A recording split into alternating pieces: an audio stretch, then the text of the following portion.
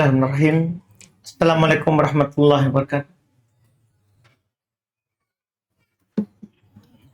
Innal hamdalillah nahmaduhu wa nasta'inuhu wa nastaghfiruh wa na'udzu billahi min syururi anfusina wa min sayyiati a'malina. May yahdihillahu fala mudhillalah wa may yudlil fala hadiyalah. Asyhadu an la ilaha illallah wahdahu la syarikalah wa asyhadu anna Muhammadan abduhu wa rasuluh sallallahu alaihi wa ala alihi wa ashabihi wa man tabi'ahum bi ihsan ila yaumiddin, amma ba'd. Alhamdulillah, ikhwan wal akhwat rahimani wa rahimakumullah. Pada malam hari ini kita melanjutkan lagi kajian Kitab Tauhid. Pada malam hari ini di pertemuan ke-43 kita masuk di bab terkait dengan ar-riya. Kata Imam Al-Mujaddid Syekhul Islam Muhammad Ibn Abdul Wahhab rahimahullahu ta'ala, babu ma ja'a fir riya.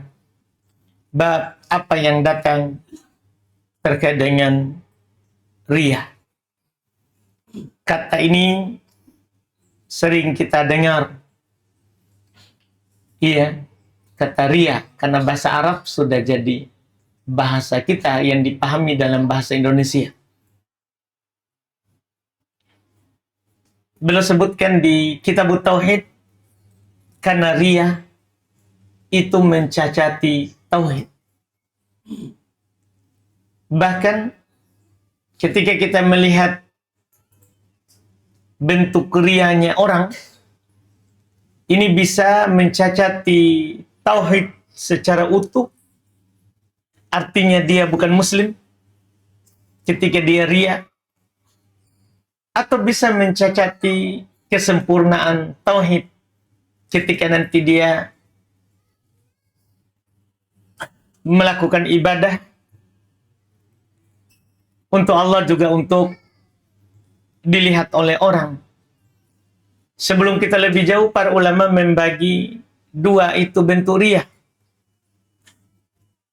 Pertama, riyaul munafikin. Riyanya orang-orang munafik. Ini harus tidak boleh ada pada kita. Riyanya orang munafik. Gimana itu riyanya orang munafik? Itu dia nampakkan keislaman dan sembunyikan kekafiran. Kan itu riya juga namanya. Dia nampakkan dia muslim secara zahir, tapi keyakinannya kekafiran. Tujuan dia nampakkan keislamannya supaya orang lihat. Riya yang seperti ini membatalkan keislaman. Ini kekafiran, kesyirikan besar. Seperti yang disebutkan oleh Allah Subhanahu wa taala, riyanya orang munafik. Di Quran, innal munafikina yukhadi'una Allah wa huwa khadi'uhum wa idza qamu ila sholata qamu kusala yura'unan nas wa la yadhkuruna Allah illa qalila. Mereka orang-orang munafik menipu Allah, maka Allah Subhanahu wa taala juga menipu mereka sebagai balasan atas tipuan mereka. Sifat mereka idza qamu ila shalah, apabila mereka berdiri untuk melaksanakan sholat, qamu kusala, mereka berdiri dalam keadaan malas. Mereka berdiri untuk melaksanakan sholat malas. Yura'unan nas, ini mereka melakukan itu agar supaya manusia melihatnya. Ini riyanya munafik. Mereka tidak mengingat Allah kecuali sedikit. Yang seperti ini dikatakan oleh Syekh Shalih Al-Fauzan, wa hadza la yasduru min mu'min. Tidak mungkin muncul dari orang beriman. Murni ibadahnya untuk dilihat oleh orang. Ini tidak ada mukmin begitu. Tidak ada mukmin yang seperti itu. Berdiri untuk sholat agar orang melihatnya. Tidak ada pada mukmin ini. Yang ada pada mukmin yang kedua, yang disebut dengan an-naw'u tsani minar riya ayyakuna rajulu musliman awil mar'atu muslimah. Ada jenis kedua dari riya, orang itu laki-laki itu muslim, perempuan itu muslimah. Walakin yura'i bi amalihi aw bi ba'di amalihi. Akan tetapi dia mau dilihat dengan amalannya atau mau dilihat sebagian amalannya. Ini syirkul khafi. Ini syirik yang tersembunyi karena tidak ada yang tahu kecuali Allah Subhanahu wa ta'ala. Ini adalah masuk dalam jenis syirik asgor, syirik kecil. Ini bentuknya ada dua. Bisa membatalkan seluruh amalan yang dilakukan, naudzubillah. Bisa juga hanya membatalkan sebagian amalan yang dilakukan. Bagaimana bentuknya itu? Yaitu dilihat dari bentuk amalannya. Jika amalan itu terikat dari awalnya dengan akhirnya, maka dimanapun rianya, batal seluruh amalan. Seperti contoh sholat. Dari takbir sampai salam, itu kan satu kesatuan. Rakaat pertama ada rakaat kedua, satu kesatuan. Ada orang ikhlas rakaat pertama. Setelah itu dia ria di rakaat kedua. Ada orang melihatnya. Iya, ini batal 2 rakaat amalannya. Karena satu kesatuan. Yang batal sebagian itu kalau amalannya terpisah. Seperti dicontohkan oleh para ulama, ada orang memiliki 100.000 uang misalnya. Dia sedekahkan 50.000 kepada seorang, ikhlas. Tapi pas 50.000 kedua, ada orang yang melihatnya dan dia tiba-tiba muncul riya, mau dilihat. Maka 50.000 pertama sah, bernilai pahala, dan 50.000 kedua batal karena riya. Batal karena riya. Ini rincian yang bagus dari para ulama kita rahimahumullah terkait dengan orang yang riya. Terkait dengan orang yang riya.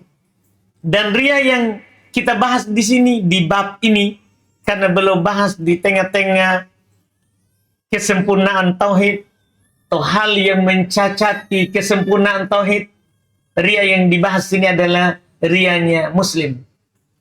Riyanya muslimah. Iya. Yang dia beramal karena Allah, beramalnya karena Allah. Kalau munafik memang bukan karena Allah. Karena dia memang hanya menampakkan keislaman, hatinya tidak ada Islam. Ini yang kita bahas sekarang adalah rianya muslim. Yang beramal karena Allah, amalannya, tapi juga muncul padanya riya. Iya. Ingin disebut, ingin dilihat, tiba-tiba muncul baginya, ingin dipuji. Ini namanya riya yang mencacati tauhid. Ia mencacati kesempurnaannya, bukan membatalkannya. Riyanya orang beriman tidak membatalkan keislamannya. Beliau di sini akan menyebutkan satu ayat, pentingnya kita itu ikhlas, dan beliau juga menyebutkan 2 hadits terkait dengan hukum riya ini dan apa yang harus kita lakukan kalau muncul. Kata beliau rahimahullah, wa qaulullah ta'ala, Allah Subhanahu wa ta'ala berfirman, "Qul innama ana basyarum mitlukum yuha ilayya annama ilahukum ilahu wahid faman kana yarju liqa'a rabbih falyamal amalan sholihan wala yusyrik bi ibadati rabbih ahada." Ini ayat terakhir di surat Al-Kahfi. Allah berfirman, "Qul," katakan wahai Muhammad, "Innama ana basyarum mitlukum." Sungguh saya ini adalah tiada lain manusia seperti kalian. Yaitu tidak boleh disembah. Tidak boleh diduakan dengan Allah. Itu Nabi Muhammad. Karena beliau juga manusia. Dicipta oleh Allah dari keturunan Adam. Dari keturunan Adam dan Adam dari tanah. Sama. Nabi kita juga dari tanah. Iya. Asal penciptaannya. Beliau manusia. Yuha ilayya. Bedanya beliau dengan yang lain. Dari umatnya. Yuha ilayya. Diwahyukan kepadaku. Jadi beliau Rasul. Kita tidak boleh merendahkannya. Kita harus menghormatinya. Tapi tidak boleh sampai beribadah kepadanya. Karena beliau juga manusia. Apa yang diwahyukan kepada beliau? Annama ilahukum ilahu wahid. Sungguh, sembahan kalian adalah sembahan yang satu. Tidak ada duanya. La syarikalah. Tidak ada sekutu baginya. Iya. Hanya satu sembahan kita. Maka faman kana yarju liqa'a rabbih. Siapa saja, laki-laki, perempuan, tua, muda, siapa saja yarju liqa'a rabbih, berharap untuk berjumpa dengan Rabb-nya, yaitu yakin akan hari akhirat, hari kebangkitan, falyamal amalan solihah, hendaklah dia beramal dengan amalan yang soleh. Apa ciri amalan soleh? Cirinya dua, tapi yang disebutkan di ayat ini langsung satu. Wala yusyrik bi ibadati rabbih ahada. Itu ciri amalan soleh. Dan dia tidak menduakan seorang pun dengan beribadah kepada Rabb. Ciri amalan soleh adalah amalan yang ikhlas. Ini yang disinggung di ayat ini. Amalan yang murni untuk Allah. Yang tidak diduakan siapapun dengan Allah. Itulah amalan yang soleh. Ciri pertama itu. Ciri kedua ada di hadits Aisyah. Harus mutabah. Harus ikut Nabi. Apapun yang kita lakukan, harus yang Nabi lakukan. La bitahsiniyat. Bukan dengan anggapan baik.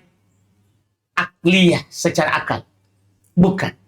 Tapi harus dengan yang Nabi ajarkan. Itu dua ciri. Tapi yang menjadi poin di ayat ini adalah la yusyrik bi ibadati rabbih ada. Tidak menduakan.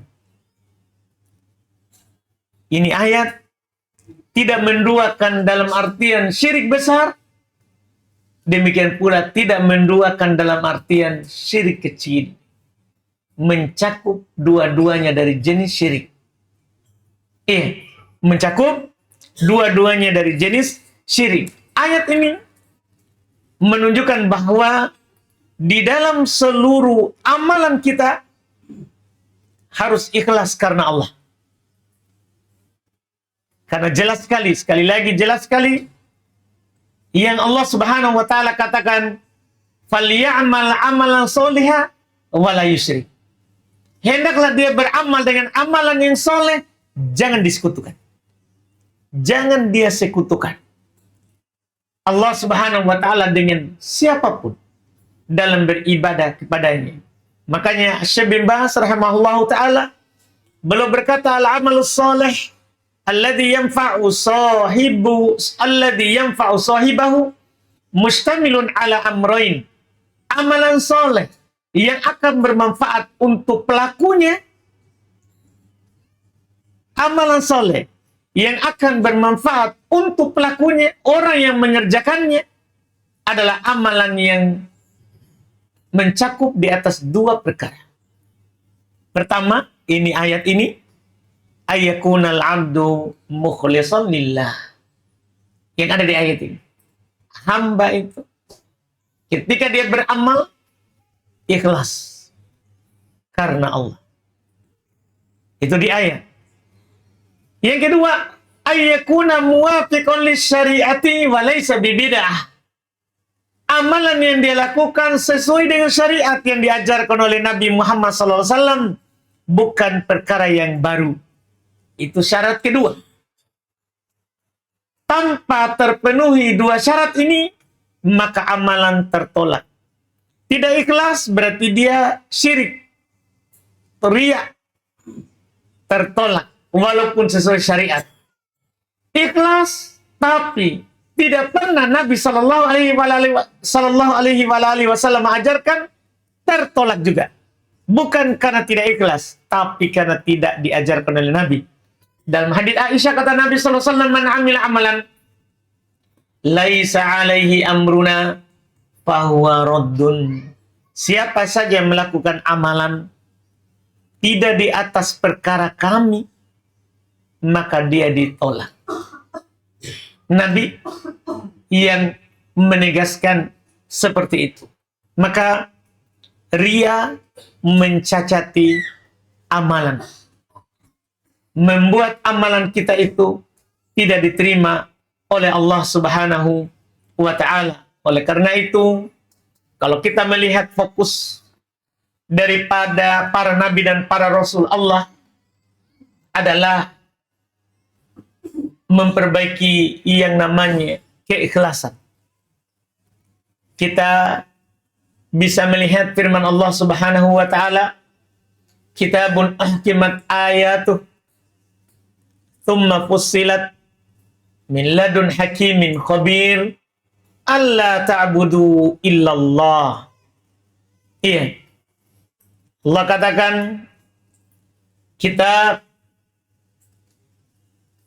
yang Allah Subhanahu wa Ta'ala turunkan uhkimat ayat, ayat-ayatnya jelas, tsumma fussilat, kemudian juga dirinci, min ladun hakimin khabir, dari sisi hakim, Allah yang maha bijaksana, khabir, Allah yang maha mengetahui segalanya. Alla ta'budu illallah, bahwasannya tidak boleh kalian beribadah kecuali kepada Allah. Ini adalah asal daripada agama. Menyeru, Quran ini diturunkan untuk mengajarkan kepada kita supaya kita tidak beribadah kecuali kepada Allah. Bahkan seluruh rasul ini mereka diutus untuk memperbaiki asal ini, supaya hanya ikhlas kepada Allah, tanpa riya, tanpa syirik kecil, juga tanpa syirik besar. Allah Subhanahu wa Ta'ala berfirman, "Wa ma arsalna min qablika min rasulin illa nuhi ilaihi annahu la ilaha illa ana fa'budun." Tidaklah kami mengutus sebelum engkau, wahai Muhammad, seorang rasul, kecuali kami wahyukan kepadanya bahwasannya tidak ada yang berhak disembah kecuali saya, kata Allah. Fa'budun, maka kalian beribadahlah kepadaku.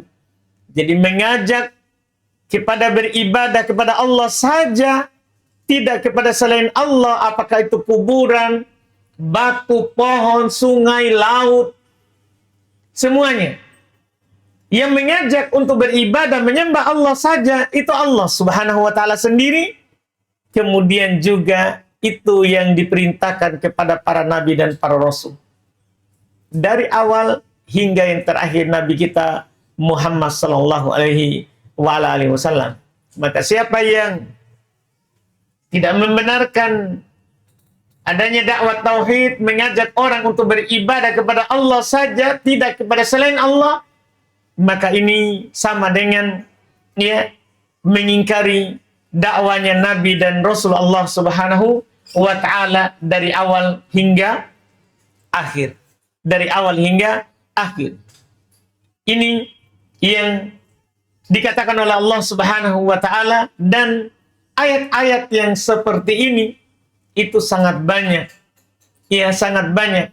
Tidak ada alasan bagi orang bahwa saya tidak tahu kalau seperti itu. Anggaplah ayat tadi tidak ditahu. Tadi kan yang kita baca ada surat Hud, ayat 1, ayat 2, ada surat Al-Anbiya. Anggaplah. Saya tidak tahu itu, saya tidak baca. Sehingga saya ke kuburan. Saya sembeli di sana. Saya bernadar untuk itu. Anggaplah kita tidak tahu itu. Al-Fatihah kita tidak tahu. Iya, sudah tegak hujjah. Ada di Al-Fatihah. Wajib kita baca setiap sholat. Di situ ada pernyataan. Iyyaka na'budu wa iyyaka nasta'in. Hanya kepadamu kami beribadah. Artinya tidak boleh kepada selain. Wa iyyaka nasta'in. Dan hanya kepadamu kami minta pertolongan. Berarti tidak boleh ke selainnya. Tidak boleh ke kuburan. Tidak boleh ke pohon. Ke laut. Sungai. Tidak boleh berarti. Iya, karena kita nyatakan itu. Di dalam keseharian kita. Iya. Ini sudah tegak hujjah. Itulah dakwanya para nabi dan para rasul Allah Subhanahu wa taala. Ketika kita mengatakan iyyaka na'budu, hanya kepadamu kami beribadah, berarti tidak ada namanya syirik besar. Demikian pula syirik kecil, karena hanya kepadanya. Tidak kepada selainnya. Tidak kepada selainnya. Ini yang kita baca setiap saat yang mengharuskan dan mewajibkan kita ikhlas. Yang mewajibkan kita ikhlas. Iya. Kemudian beliau sebutkan hadis yang membuat kita meninggalkan syirik jenis apapun. Kata beliau wa an Abi Hurairah marfu'an, dan dari Abu Hurairah radhiyallahu taala anhu secara marfu', yaitu beliau naikkan ke ucapan Nabi.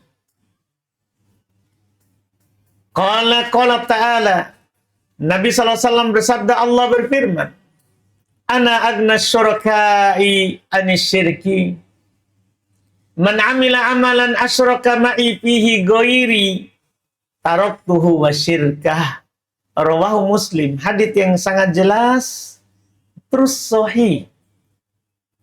Riwayat Imam Muslim. Kata beliau Nabi Sallallahu Alaihi Wasallam bersabda, Allah berfirman, hadits qudsi lagi. Ana agna syuraka anisyirki. Awalnya, saya adalah sekutu yang tidak butuh pada sekutu. Anggaplah Allah Subhanahu wa ta'ala adalah butuh sekutu. Allah sudah nyatakan tidak butuh sekutu. Kan ada orang-orang sana menyatakan, kita ini kan tidak mungkin ketemu presiden. Begitu dia. Sudah salah dari awal. Dia samakan Allah dengan presiden. Kita pakai wakil. Kita pakai orang dekat. Supaya bisa ketemu. Ini sudah salah sebenarnya dari awal. Kan dia samakan Rabbul Alamin dengan hamba yang penuh dengan kekurangan. Yang butuh pembantu. Kalau Rabb alam semesta tidak butuh pembantu. Kan dia pemilik alam semesta. Kekayaannya tidak pernah habis. Iya, kemampuannya tidak terbatas. Wa huwa ala kulli syai'in qadir. Dia maha mampu atas segala sesuatu. Iya, dia maha mampu atas segala sesuatu. Maka bagi orang yang mengaku bahwa Allah butuh sekutu, sehingga butuh kita lewat perantara, butuh kita orang soleh yang menyampaikan hajat kita. Lihat kata Allah, saya sekutu yang tidak butuh dari sekutu. Kata Allah, man amila amalan, siapa saja melakukan amalan, asyraka ma'i fihi ghairi, dia menduakan saya dalam amalan itu bersama selainku, kata Allah. Dia beramal karena Allah, tapi juga karena selain Allah. Apa kata Allah? Taraktuhu wa syirkah. Saya tinggalkan dia dan sekutunya. Dia di sini, siapa yang ditinggalkan? Bisa amalannya dan bisa orangnya. saya tinggalkan dia amalannya. Bisa juga saya tinggalkan dia yang beramal bersama sekutunya. Bersama sekutunya. Iya. Ini yang membuat nanti orang-orang yang melakukan syirik menyesal dengan penyesalan yang sangat pada hari kiamat, ketika yang mereka persekutukan dengan Allah, berlepas diri darinya. Berlepas diri darinya. Ketika dia melakukan kesyirikan, karena misalnya menjawab ajakan setan untuk menduakan Allah, ya, menjawab ajakan setan, iblis laknatullah, sehingga dia menduakan Allah, maka nanti dia akan bersedih ketika setan itu yang mengajaknya berlepas diri darinya. Iya, berlepas diri dari. Iya, di hari kiamat. Demikian pula seluruhnya yang mereka sembah itu tidak bisa, ya, membantunya. Tidak bisa membantunya. Di sanalah mereka, ya, akan menyesal dengan penyesalan yang sangat, dan tidak ada lagi yang bisa dia celak. Tidak ada lagi yang bisa dia celak. Tidak ada lagi yang bisa dia salahkan kecuali dirinya. Kecuali dirinya saja. Sangat banyak ayat, ya, sangat banyak hadits. Bagaimana nanti di hari kiamat bahwa seorang itu hanya akan dibangkitkan dalam keadaan seorang diri. Tidak ada yang bisa membantunya. Tidak ada yang bisa menolongnya. Kecuali amalan soleh yang pernah dilakukan. Semua orang berlepas diri darinya. Iya. Ini menunjukkan bahwa dia ditinggalkan oleh Allah Subhanahu wa Ta'ala. Lihat sini, taraktu. Saya tinggalkan dia. Wasyirka, dan sekutunya. Semuanya ditinggalkan. Iya, semuanya ditinggalkan. Dan masuk dalam hadits ini adalah syirik kecil, karena umum. Asyraka ma'i fihi ghairi, umum.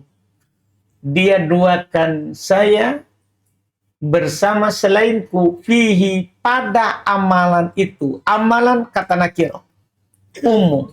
Amalan apa saja, besar ataupun kecil. Iya, besar ataupun kecil. Bayangkan saja, ini hanya sekedar contoh. Contoh sedikit. Ada orang beramal karena dunia,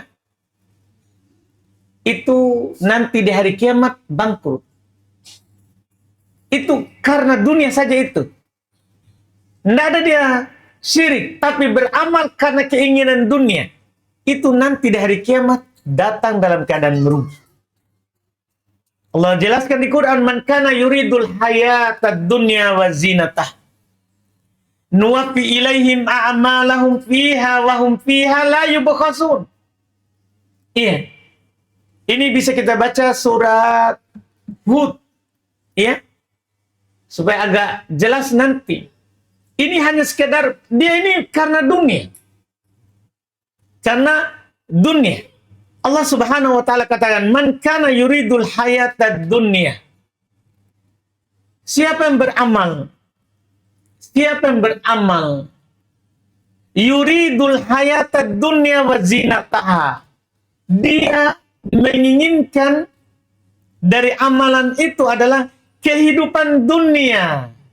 Kehidupan dunia, wazinataha, dan, ya, perhiasan-perhiasannya. Yang dia inginkan keindahan dunia. Apa kata Allah? Nuwaffi ilaihim a'malahum. Kata Allah, kami berikan kepada mereka balasan amalan mereka. Jadi orang niat dunia dikasih di dunia balasannya. Dikasih di dunia. Wahum fiha la yubkhasun, kata Allah. Mereka di dunia tidak akan dirugikan. Pokoknya kalau ada orang niat dunia, dikasih dunia. Tidak dirugikan. Maka lihat orang bersedekah supaya dunianya bertambah, dikasih. Ada orang berumroh supaya tidak miskin, dikasih. Dia niat dunia. Dia niat dunia. Dengan amalannya, kami kasih. Mereka tidak akan dirugikan. Tapi hati-hati. Baca lanjut ayat setelahnya. Ayat 16. Jangan sampai situ. Sebagian orang hanya baca di situ. Beramal kau saja dunia. Pasti Allah kasih. Betul. Tapi jangan kasih orang semangat salah. Jangan sampai kita kasih semangat dia supaya dapat dunia. Sementara akhirat rugi. Baca kelanjutannya 16. Iya.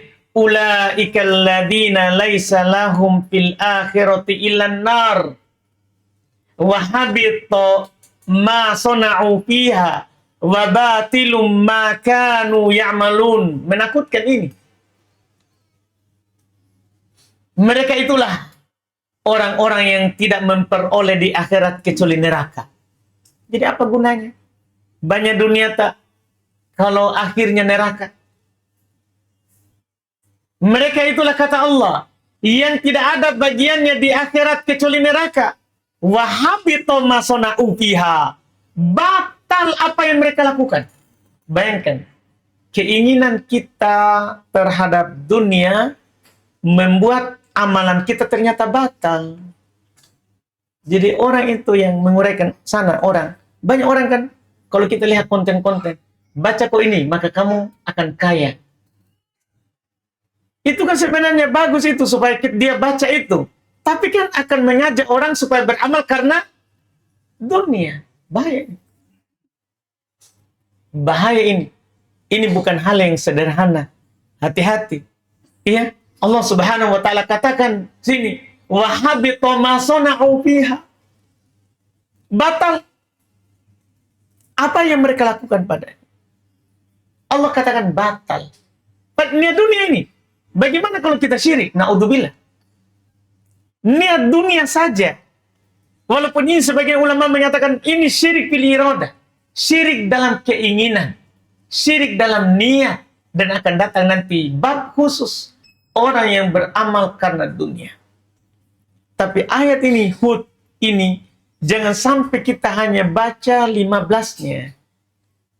Siapa yang mau dunia dan perhiasannya, kami akan kasih. Hanya begitu saja. Pokoknya kalau kamu niat dunia, kamu akan dikasih. Begitu saja semangatnya. Baca. Setelahnya, 16. Orang yang seperti itu tidak ada bagiannya di akhirat kecuali neraka, dan yang masalahnya wahabito ma sona'u fiha. Hangus apa yang mereka lakukan dalamnya. Wa batilum ma kanu ya'malun, dan sia-sialah apa yang mereka kerjakan. Kan menakutkan kalau seperti ini. Iya.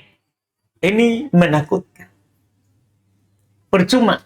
Sia-sia yang kita lakukan. Sia-sia yang kita lakukan.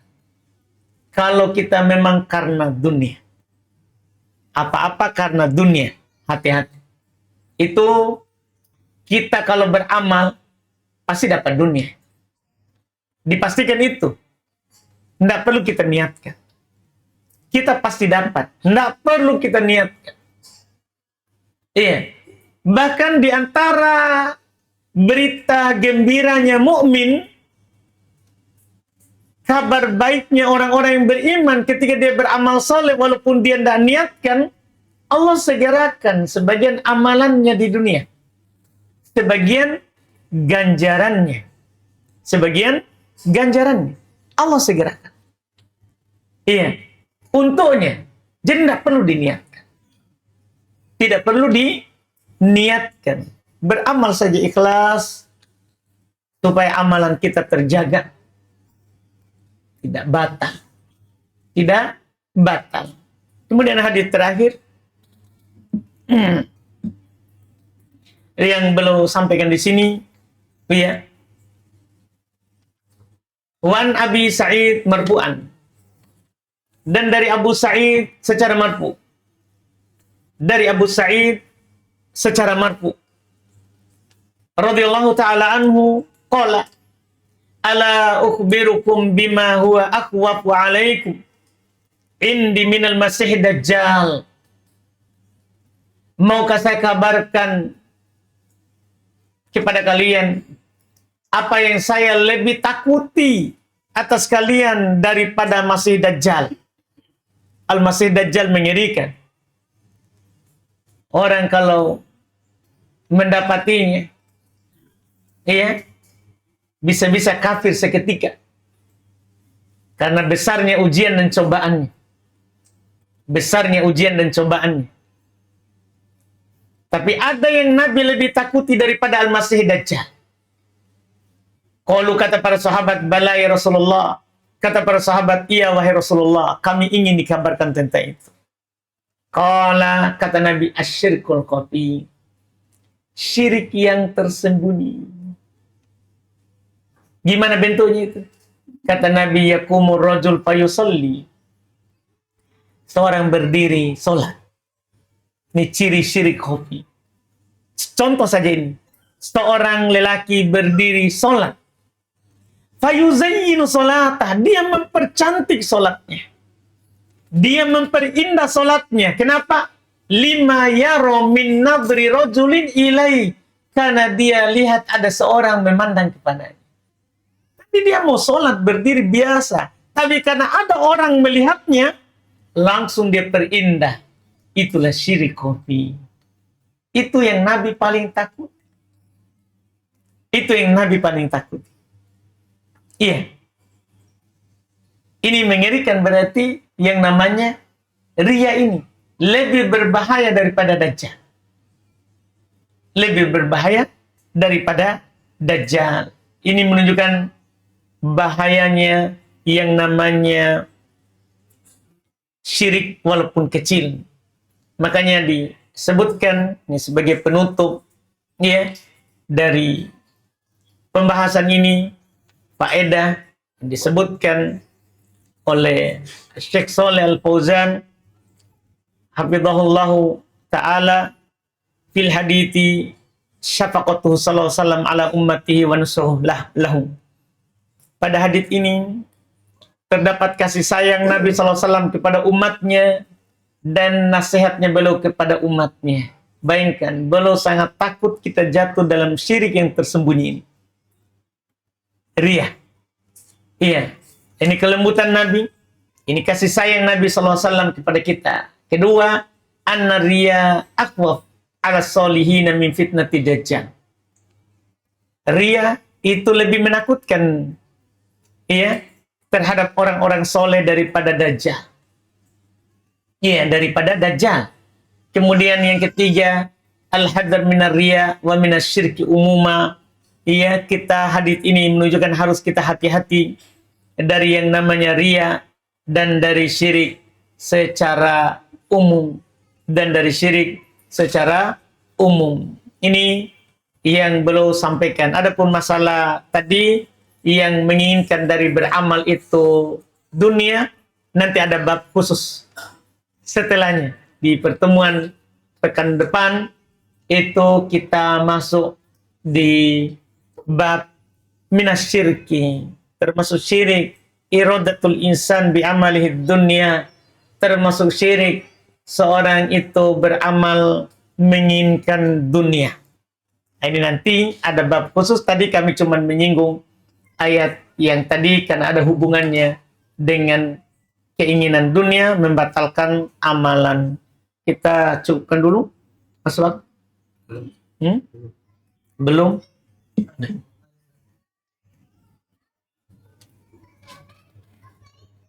Silakan. Apakah ketika kita ingin melakukan sesuatu ibadah, dalam pikiran ini dia akan dipuji. Tapi dalam sangkaan arti bahwa dia perbuatan dari misalkan dari setan dan ada berusaha menangkap dalam tempat beristighfar. Kalau kita melawannya tidak jadi ria kan? Ria itu kita istirsal. Kita membiarkannya.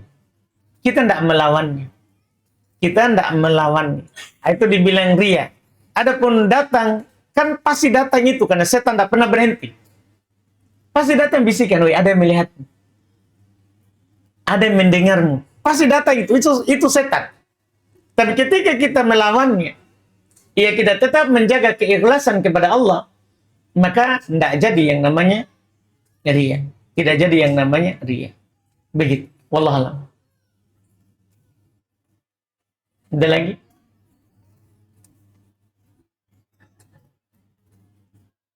Kenapa aja? Ada masalah?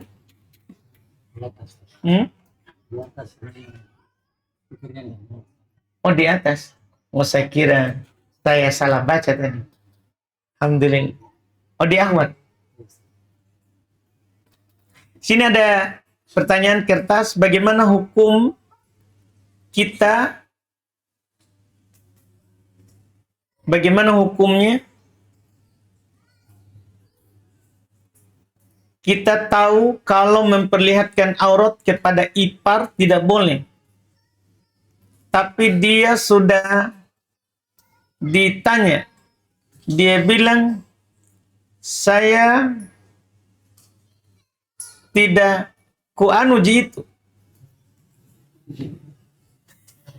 Masalahnya dia ummahat Ustaz. Iya. Nggak boleh begini. Nggak boleh kita merasa aman ya. Jangan merasa aman dari tidak kuanu. Jangan. Memangnya kalau tidak diapa-apain boleh.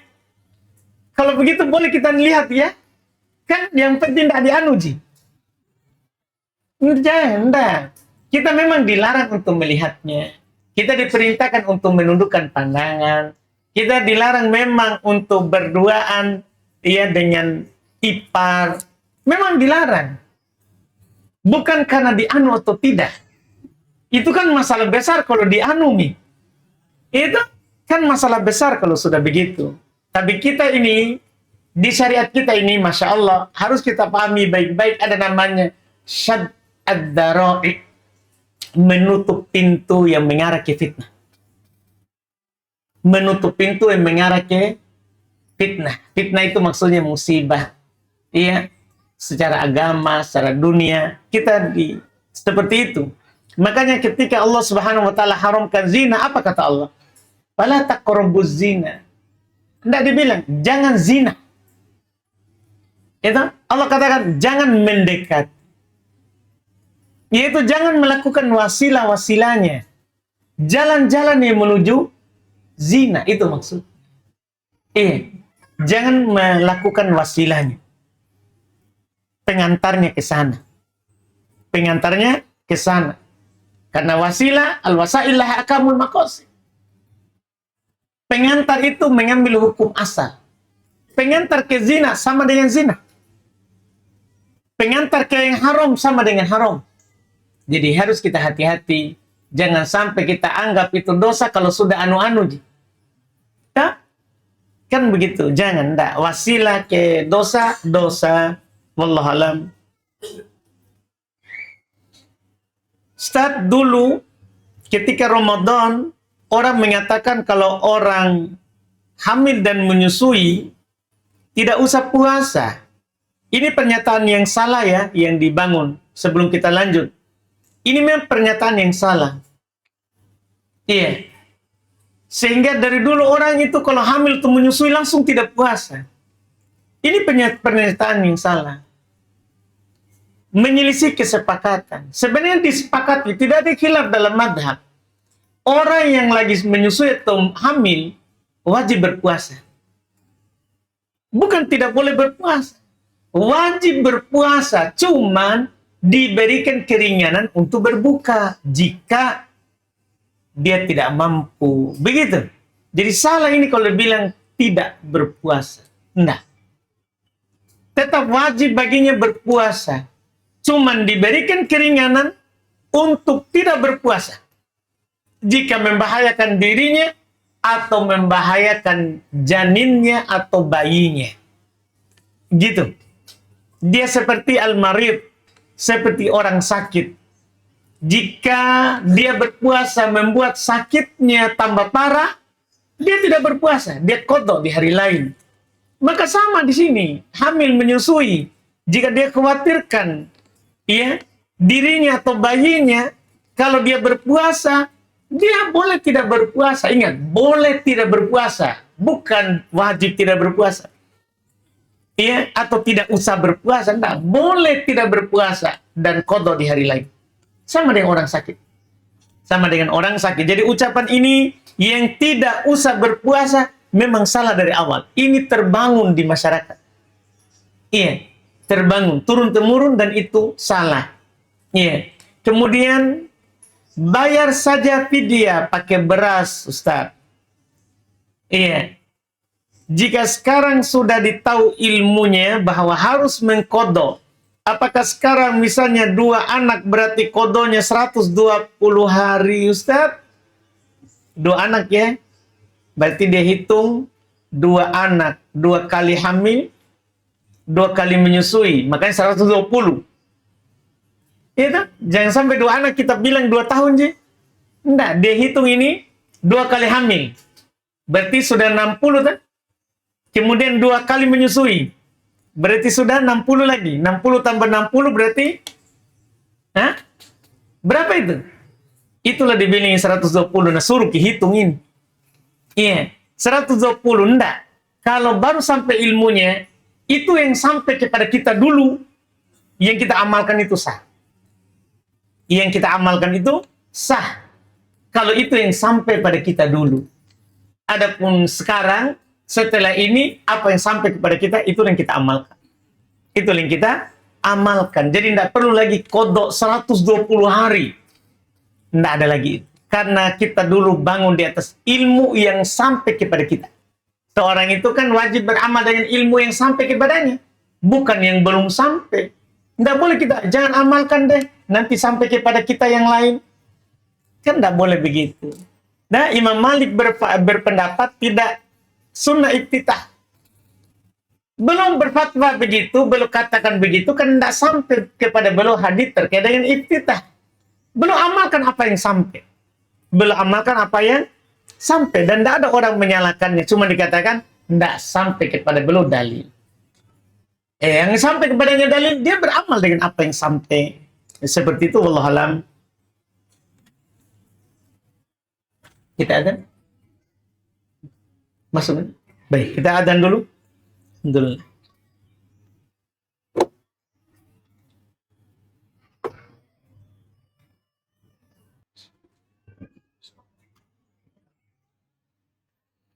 Baik, kita lanjut sini ada pertanyaan lagi. Apa Ustaz? Bisakah kita mengatakan surga ki dalam niatan untuk mendoakan? Bisa. Maksudnya ada kata yang kita hilangkan berarti ya. Semoga surga ki.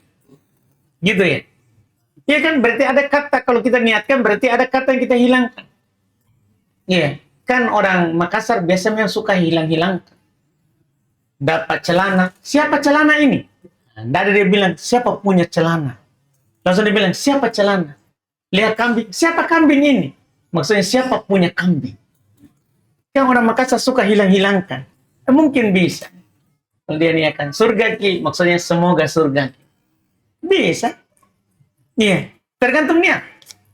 Tergantung niat. Iya. Dari yang mengucapkannya. Ustaz, apakah benar kalau suami memuliakan istri akan melancarkan rezeki suami? Insya Allah. Iya. Kalau hadits khusus tidak ada, ayat khusus tidak ada. Tapi kita bisa mengambil pendalilan dari banyak ayat-ayat umum atau hadits-hadits umum. Misalnya kita bisa katakan bahwa berbuat baik kepada istri itu kan perintah Allah. Kalau kita lakukan karena perintah Allah, otomatis Allah akan membalas kita dengan yang lebih baik daripada yang kita lakukan. Allah berfirman misalnya, wa'ashiruhunna bil ma'ruf. Pergauli mereka dengan ma'ruf. Dengan baik. Iya. Itu sisi pertama. Sisi kedua, kan seorang menafkahi istrinya itu berarti kan dia bersedekah. Dia bersedekah kepada istrinya. Dan kita tahu kan, orang yang bersedekah akan ditambahkan rezekinya. Iya, karena Nabi SAW bersabda, mana qasas sadaqatun min mal. Sedekah itu tidak mengurangi harta, artinya menambah. Iya. Nabi SAW ketika menjelaskan sedekah, beliau katakan, hatta ma taj'alu fi imra'atik sedekah. Sampai apa yang kamu suapkan ke mulut istrimu sedekah. Ya, kamu menyuap istrimu, itu sedekah. Itu adalah sedekah. Nah, sedekah sudah pasti ada tambahan rezeki. Bahkan kata Nabi SAW, mafi budhi ahadikum sedekah. Bahkan ketika kalian mendatangi istri kalian, sedekah. Nah, sedekah akan menambah rezeki. Akan menambah rezeki. Ini tentunya, dan kita pahami bersama, bahwa berbuat baik kepada istri, itu anjuran Nabi. Dan ketika kita berbuat baik, maka Allah Subhanahu wa Ta'ala akan membalas perbuatan baik kita. Perbuatan baik kita. Sebagaimana yang kita maklumi, ya, bisa masuk di situ. Adapun kalau kita cari hadits atau ayat khusus, mungkin tidak ada. Dan jelas sebenarnya secara akal juga, kan kalau kita menikah, itu pasti tambah rezeki kita. Karena itu istri datang, bukan kita yang tanggung rezekinya. Dia datang membawa rezekinya sendiri. Kan dia ditulis di perut bahwa rezekinya sekian. Jadi otomatis itu, kalau kita menikah pasti bertambah rezeki kita. Dipastikan. Karena istri itu datang membawa rezekinya sendiri. Bukan kita yang mencarikan rezeki untuknya. Dia bawa sendiri. Cuman sekarang sebabnya kita. Iya, makanya orang bilang kadang, dia merasa setelah menikah luas rezekinya. Bukan, karena itu istrinya bawa rezekinya sendiri. Dia merasa bahwa itu usahanya sendiri. Bukan. Itu karena istrinya. Karena istrinya yang membawa rezekinya sendiri ke suaminya itu. Dipahami ini kan? Maka secara otomatis menikah menambah rezeki. Menikah menambah rezeki. Mohon nasihatnya Ustaz, agar tegar dalam berbagai ujian, baik ujian perihal ekonomi, ujian di keluarga pasangan. Terkadang saya ada titik lelah dan sering bersedih. Iya. Kalau masalah ujian ekonomi, keluarga, semua orang, bukan hanya kita, semua orang mendapatkan.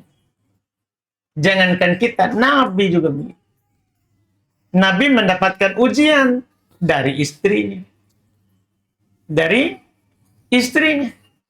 Iya, terkait dengan ekonomi. Juga sama. Terkait dengan pasangan. Juga sama.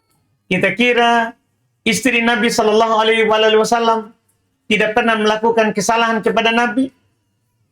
Kan mereka manusia biasa. Bukan seperti Nabi yang maksum, yang dijaga dari kesalahan.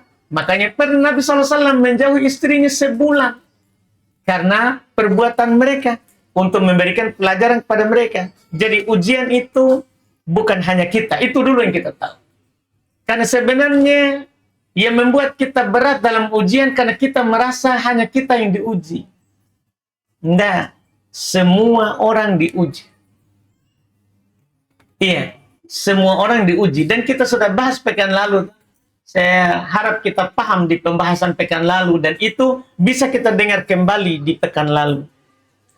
Kajian yang tentunya apa yang dibawakan oleh Syekh Muhammad itu sangat bagus terkait dengan kesabaran di atas takdir. Boleh kita dengar kembali itu. Boleh kita dengar kembali. Dan kelihatan di situ ada hadis yang kita sampaikan bahwa seorang itu diuji sesuai dengan kadar agamanya. Artinya ini sebenarnya kabar bahwa semua orang akan diuji. Dan semua orang akan diuji sesuai dengan kadar agamanya. Makin kuat agamanya, makin besar ujiannya. Maka tidak ada jalan kecuali bersabar. Kecuali bersabar. Wallahualam.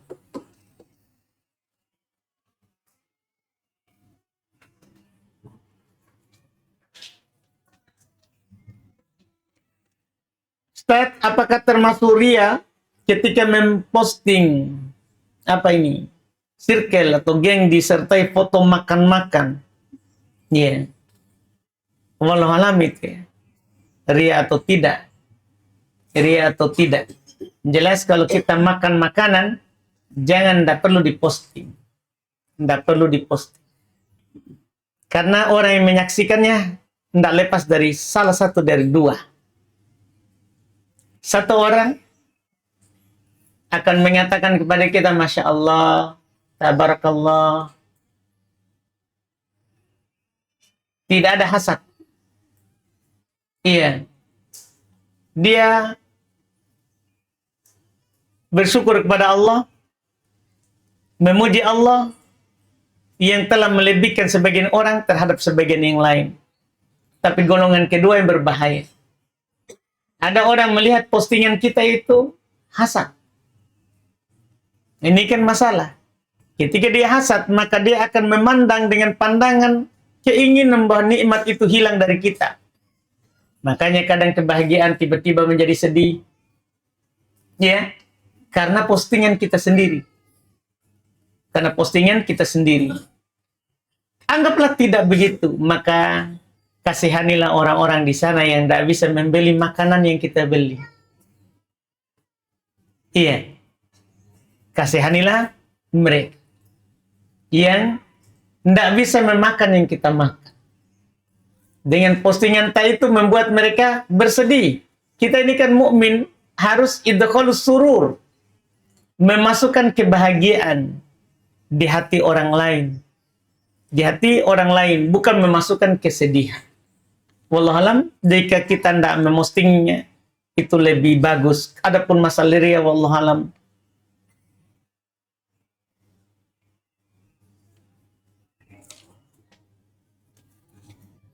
Ustaz, bolehkah mewarnai jenggot atau rambut yang putih dengan warna hitam? Tidak boleh kalau warna hitam. Boleh mewarnai rambut, boleh mewarnai jenggot. Tapi kata Nabi, jauhi hitam. Boleh warna selain hitam. Rambut boleh diwarnai selain hitam. Ya, mubah. Jenggot boleh diwarnai selain hitam. Mubah. Mubah. Yang jelas hanya satu warna yang diperintahkan untuk dijauhi. Hitam saja. Iya, hitam saja. Wallahualam.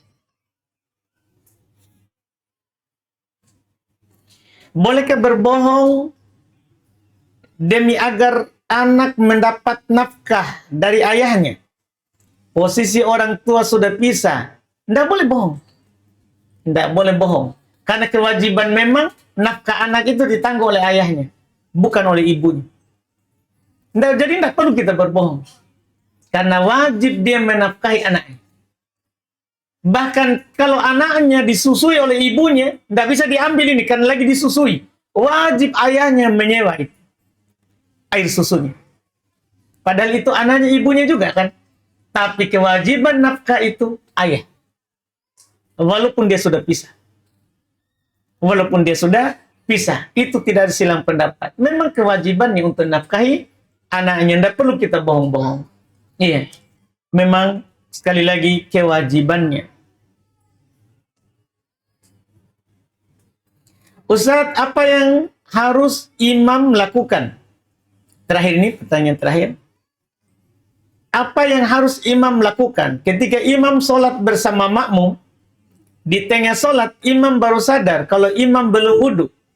Atau imam sedang junub. Iya. Pertanyaan saya, apakah imam tetap melanjutkan sholatnya sampai selesai?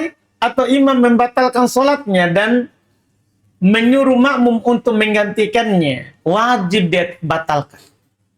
Bahkan kapan dia lanjut dalam keadaan dia tahu tidak wudhu atau lagi junub, itu namanya bermain-main dengan perintah Allah. Ya ayyuhalladzina amanu idza qumtum ila sholati faghsilu wujuhakum. Bahkan yang pernah saya baca, orang yang sengaja begitu dianggap kafir. Karena ayat perintahkan untuk wudhu, ayat perintahkan untuk mandi junub. Iya, dia mengingkari Quran. Dalam keadaan dia tahu, dia sadar. Tidak boleh karena malu kepada manusia, dia tidak membatalkan sholatnya. Tidak boleh. Wajib dia batalkan langsung, dan dia minta orang di belakangnya untuk melanjutkannya. Wajib. Tidak boleh tidak. Tidak boleh tidak.